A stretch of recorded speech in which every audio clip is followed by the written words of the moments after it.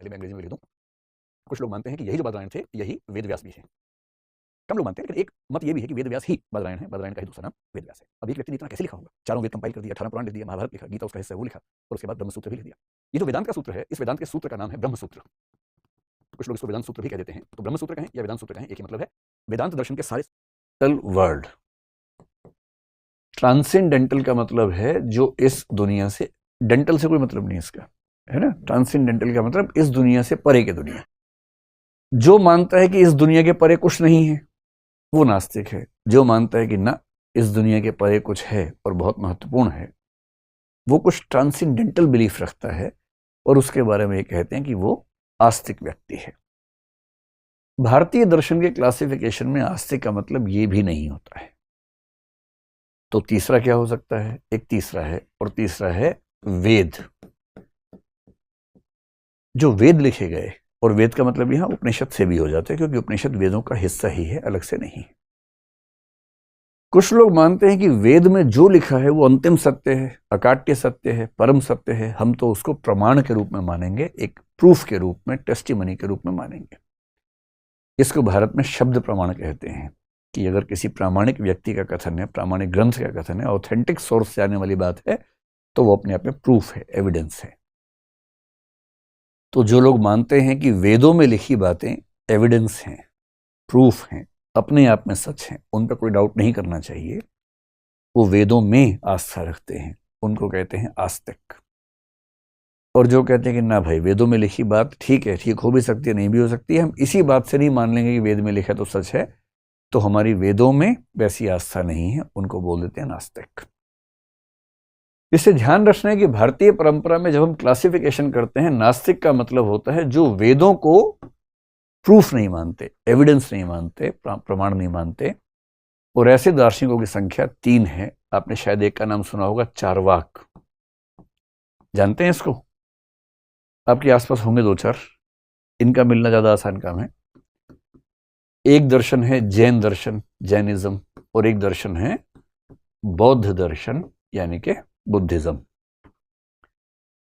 चारवाक, जैन और बौद्ध, ये तीनों वो दर्शन हैं जो वेदों को प्रमाण के रूप में स्वीकार नहीं करते, क्योंकि ये वैदिक जो स्ट्रक्चर था उसके खिलाफ ही आंदोलन के रूप में उठे थे।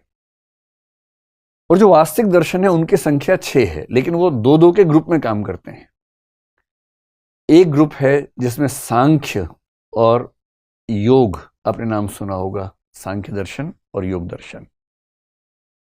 जो इंडियन फिलॉसफी के डेवलपमेंट का सेकंड एज है, वो दरअसल ये वाली एज है जिसको हम नास्तिक दर्शन कह रहे हैं। ये वाली एज है सेकंड। इस समय चारवाक उठे। आपने ऋषि बृहस्पति का नाम सुना होगा। बहुत इंटरेस्टिंग बात है कि चारवाक दर्शन की रचना करने वाले कौन थे? गुरु बृहस्पति थे। उनकी रचना से चारवाक दर्शन पैदा हुआ। उन्होंने क्यों रचना की, इसकी एक कहानी है, जब चारवाक को पढ़ेंगे तब समझेंगे। जैन दर्शन आपको पता ही है। महावीर जो हैं, जिनको भगवान महावीर जैन लोग कहते हैं, उनकी भूमिका सबसे प्रमुख है। हालांकि वो अकेले नहीं है, वो 24वें तीर्थंकर हैं। तीर्थंकरों की परंपरा के अंतिम तीर्थंकर माने जाते हैं। बौद्ध दर्शन किससे आए? गौतम बुद्ध से आया। आपने ये भी सुना होगा कि जैन दर्शन आगे चल के 2 हिस्सों में बट गया, श्वेतांबर, दिगंबर हो गया। बौद्ध परंपरा भी आगे चलकर 2 बड़ी परंपराओं में बटी, हीनयान, महायान। और अगर आप 1956 को ध्यान रखें तो एक और परंपरा बनी, नवयान।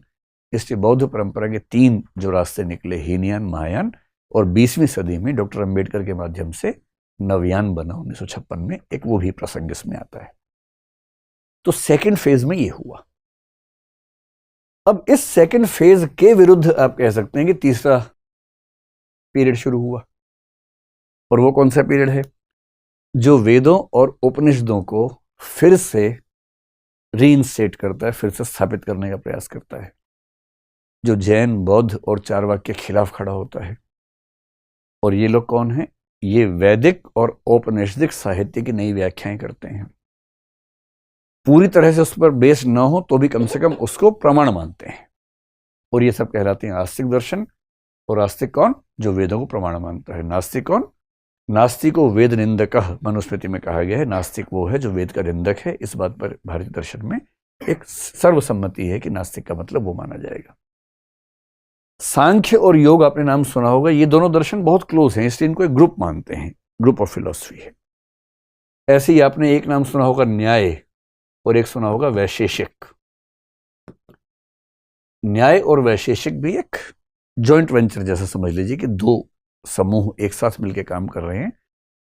कुछ हिस्से पर आप काम करेंगे, हम मान लेंगे, कुछ हिस्से पर हम काम करेंगे, आप मान लेंगे। जैसे न्याय दर्शन ने ज्ञान मीमांसा पर ज्यादा काम किया, वैशेषिक ने तत्व मीमांसा पर ज्यादा काम किया और एक दूसरे को मान लिया, तो इससे वो एक ग्रुप बन गया। और जो तीसरा ग्रुप बना उसका नाम है मीमांसा और वेदांत। मीमांसा और वेदांत, इन 6 फिलॉसफीज को अगर एक साथ जोड़ दें तो इसके लिए भारतीय दर्शन में एक शब्द चलता है षट दर्शन। षट का मतलब क्या होता है फिलॉसफी में? 6, द कॉम्बिनेशन ऑफ 6 फिलॉसफीज, षट दर्शन। इसी षट दर्शन को बोलते हैं हिंदू दर्शन। कोई आपसे पूछे कि हिंदू दर्शन क्या है तो पता होना चाहिए, हिंदू दर्शन का मतलब है 6 दर्शनों का समूह, सांख्य, योग, न्याय, वैशेषिक, मीमांसा, वेदांत। इन्हीं 6 दर्शनों के समूह को बोलते हैं सनातन दर्शन। तो जब कोई व्यक्ति कहे कि मैं सनातनी हूं तो इसका बेसिक मतलब क्या है कि वो इन 6 दर्शनों में कही गई बातों को प्रमाण के रूप में स्वीकार करता है, इनके प्रति आस्था रखता है। तो ध्यान रखिएगा, हिंदू दर्शन, सनातन दर्शन, षट दर्शन एक ही बात है और इसका मतलब 6 फिलॉसफीज का कॉम्बिनेशन है, ग्रुप है। ये 6 दर्शन कहां से आए? देखिए, वेदों में, उपनिषदों में बातें कही गई थी। उस समय तक लिपि का विकास नहीं हुआ था, तो लोग क्या करते थे, याद रख रख के काम चलाते थे, याद रखना पड़ता था सारा। जब आप याद रख के आगे बढ़ेंगे तो ज्यादा लिखना चाहेंगे या कम लिखना चाहेंगे? कम, ताकि याद रखना आसान रहे। तो इस दौर में क्या हुआ, इसको सूत्र युग भी कहते हैं। सूत्र लिखे गए। सूत्र क्या होता है? फॉर्मूला, कि बहुत संक्षेप में एक बात कह दो, उसी में सारी बात आ जाए। जैसे उपनिषदों में कुछ सूत्र हैं जिनको महावाक्य कहते हैं। आपने सुना होगा अहम ब्रह्मास्मि, ये बृहदारण्यक उपनिषद का बड़ा प्रमुख सूत्र है, मैं ही ब्रह्म हूं, अहम ब्रह्मास्मि। फिर आपने सुना होगा तत्वमसि। तत्वमसि एक बहुत महत्वपूर्ण सूत्र है। अगर आप केरल के शबरीमला मंदिर में जाएंगे तो मंदिर के बाहर मुख्य द्वार पर लिखा हुआ है तत्वमसि, तत्त्वम असि, वह तुम हो। इनको बोलते हैं महावाक्य। अब ये जो सारे के सारे सूत्र हैं, इसी तरह के बहुत सारे सूत्र इस तीसरे फेज में बने और इन सारे दर्शनों का एक एक सूत्र कहलाता है। सांख्य दर्शन क्या है? तो एक व्यक्ति ने सांख्य सूत्र की रचना की जिसका नाम है कपिल मुनि। सांख्य सूत्र आज तक मिला नहीं है हमें। आज तक हम सांख्य सूत्र के बारे में सुनते हैं, पढ़ते हैं, पर सांख्य सूत्र अब तक मिल नहीं पाया है। उसके बारे में रेफरेंसेस मिलते हैं बहुत सारे, बाकी सूत्र सारे मिल गए हैं, सांख्य सूत्र नहीं मिला है। ऐसे ही जब योग आया तो योग सूत्र लिखा, वो लिखा महर्षि पतंजलि ने। पतंजलि का नाम आपने सुना ही है ना। वो योग दर्शन की प्रवर्तक नहीं है, योग दर्शन तो बहुत पुराना है, लेकिन उन सारी चीजों को इकट्ठा करके सूत्र के रूप में रखने का काम किसने किया? महर्षि पतंजलि ने किया। ऐसे न्याय दर्शन है तो न्याय सूत्र हुआ, न्याय सूत्र लिखा जिन्होंने, उनका नाम अक्षपाद गौतम कहते हैं उनको। गौतम मुनि, गौतम 2 हैं, गौतम बुद्ध हैं, एक गौतम मुनि दूसरे हैं। तो जो दूसरे गौतम मुनि हैं जिनको अक्षपाद भी कहते हैं, उन्होंने न्याय सूत्र लिखा। फिर वैशेषिक दर्शन जब हुआ तो वैशेषिक सूत्र लिखा गया। आपने एक ऋषि कणाद का नाम सुना होगा, तो कणाद ऋषि वैशेषिक सूत्र के रचनाकार थे। मीमांसा का जो सूत्र लिखा, मीमांसा सूत्र, उसके रचनाकार माने जाते हैं ऋषि जैमिनी।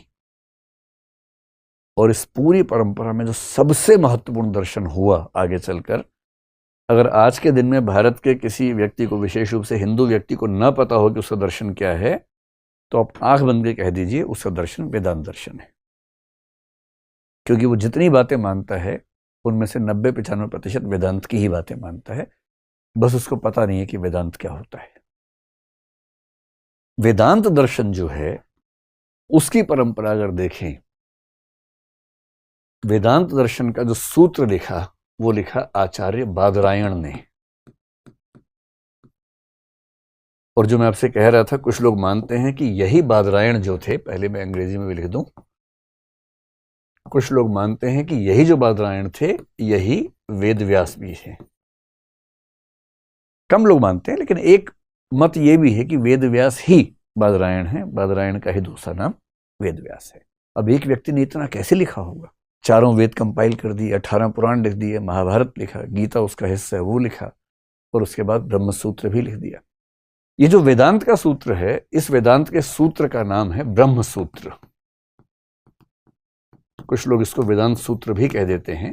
तो ब्रह्म सूत्र कहें या वेदांत सूत्र कहें, एक ही मतलब है। वेदांत दर्शन के सारे